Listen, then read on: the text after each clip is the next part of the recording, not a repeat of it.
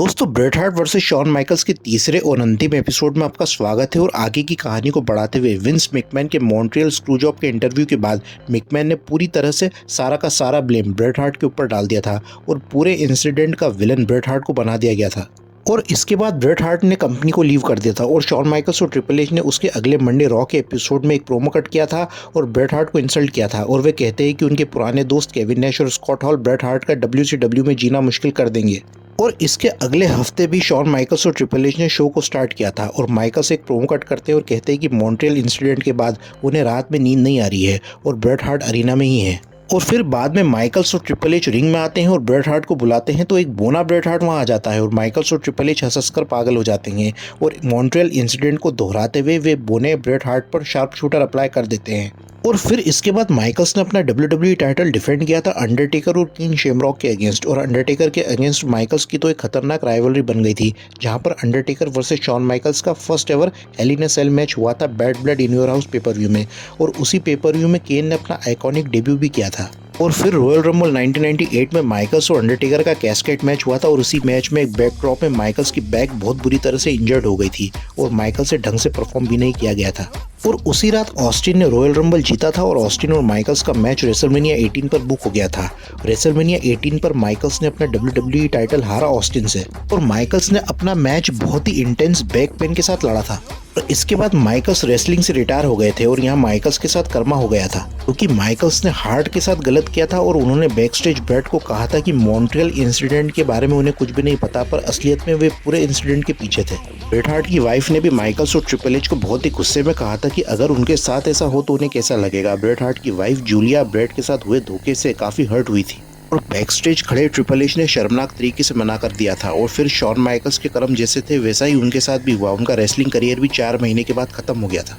और वहीं bread Hart का WCW करियर स्टार्ट हुआ था दिसंबर 15, 1997 से। और उनके डेब्यू से पहले एरिक बिशॉफ ने WCW में कहा था कि हार्ट WCW आने वाले हैं और वे NWO को ज्वाइन करेंगे और वे 60 दिन के नो कम्पीट क्लॉज पर थे। फिर हार्ट यहाँ फ्यूड पर है रिक फ्लेयर और हल्क होगन के साथ। फिर इसके बाद उनका फ्यूड हुआ था गोल्डबर्ग के साथ स्कारकेट पेपर व्यू में। ब्रेट हार्ट को गोल्डबर्ग ने अपनी सिग्नेचर थर्स्ट किक दी थी और हार्ट उससे इंजर्ड हो गए थे और इस इंजरी के चलते ब्रेट हार्ट का प्रोफेशनल रेसलिंग करियर खत्म हो गया था। ब्रेट हार्ट के रेसलिंग करियर को खत्म करने का आरोप गोल्डबर्ग पर लगाया गया था और कई इंटरव्यूज में ब्रेट हार्ट ऐसा कह चुके हैं। और फिर इसके बाद ब्रेट हार्ट का WCW करियर भी फ्लॉप हो गया था और WCW के सिमट जाने के बाद ब्रेट हार्ट को वर्ल्ड रेसलिंग ऑल स्टार में कमिश्नर अपॉइंट किया गया था, पर 2002 में उन्हें स्ट्रोक होने की वजह से उसे प्रीमेच्योरली एंड किया गया था। और वहीं शॉन माइकल्स 1998 से रिटायर होने के बाद वे रेगुलर WWE में अपीयर होते रहे थे। वे कभी स्पेशल रेफरी होते और कभी वे कमिश्नर होते थे। 2002 में फिर से माइकल्स ने रिटर्न किया था जहां पर वे NWO की टी शर्ट में दिखे थे। फिर NWO को भी सस्पेंड कर दिया गया था। फिर माइकल्स का फ्यूड ट्रिपल एच के साथ स्टार्ट हो गया था। माइकल्स ने 2002 समर स्लैम में अपना रिटर्न किया था और तब से वे एक्टिव रहे थे रेसलिंग में। और ब्रेट हार्ट को 2002 में स्ट्रोक हो गया था और रिहेबिलिटेशन में अपनी रिकवरी के बाद 2005 में WWE ने उनकी एक DVD रिलीज की थी जिसका नाम था screwed the Bret Hart story, जहां पर WWE ने उनके साथ टर्म्स रखे थे कि वे WWE के साथ पॉजिटिव नोट पर काम करें वरना हार्ट की लेगेसी को रियून कर दिया जाएगा। फिर 2006 में ब्रेट हार्ट को हॉल ऑफ फेम इंडक्शन में इंडक्ट किया गया था स्टीव ऑस्टिन के द्वारा और हार्ट उस टाइम तक अपने स्ट्रोक से रिकवर ही हुए थे। और इस कंडीशन में पेशेंट का इमोशनल लेवल इम्बैलेंस हो जाता है, पर हार्ट यहाँ नॉर्मल थे क्योंकि उस समय क्राउड हेवीली चैंट कर रहा था we want Bret, we want Bret. फिर ब्रेट ने जून 11, 2007 के रॉ में अपीयरेंस दिया था जहां पर विंस मैकमैन की एप्रिसिएशन नाइट थी। ब्रेट यहाँ टाइटन पर आए थे और उन्होंने विंस के लिए कहा था अगर वे विंस को एप्रिसिएशन देना चाहेंगे तो वो होगा पंच इन अ फेस।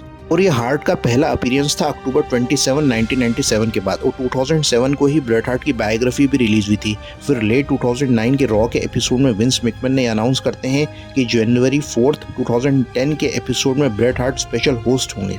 और ये शॉकिंग था फैंस के लिए कि किसी ने भी ये उम्मीद नहीं की थी कि ब्रेट हार्ट वापस आएंगे WWE में। ब्रेट हार्ट ने मॉन्ट्रियल इंसिडेंट के बाद बहुत सारे इंटरव्यूज दिए थे जिसमें उन्होंने WWE को बहुत जमकर क्रिटिसाइज किया था और उस समय ये अनबिलीवेबल था कि हार्ट वापस आएंगे WWE में। फिर जनवरी 4 रॉ के एपिसोड में the best there is, the best there was and the best there ever will be, Bret the Hitman Hart ने रिटर्न किया था WWE में और क्राउड ने अपनी तरफ से ब्रेट हार्ट को ट्रिमेंडस वेलकम किया था। और हार्ट ने अपने रिटर्न पर क्राउड को थैंक्स कहा और वे थैंकफुल थे कि इतने सालों के बाद भी वे उन्हें भूले नहीं। फिर यहाँ हार्ट ने माइकल्स को बुलाया, फिर माइकल्स वहाँ आए और माइकल्स और हार्ट एक दूसरे से 12 सालों के बाद मिले थे मॉन्ट्रियल इंसिडेंट के बाद।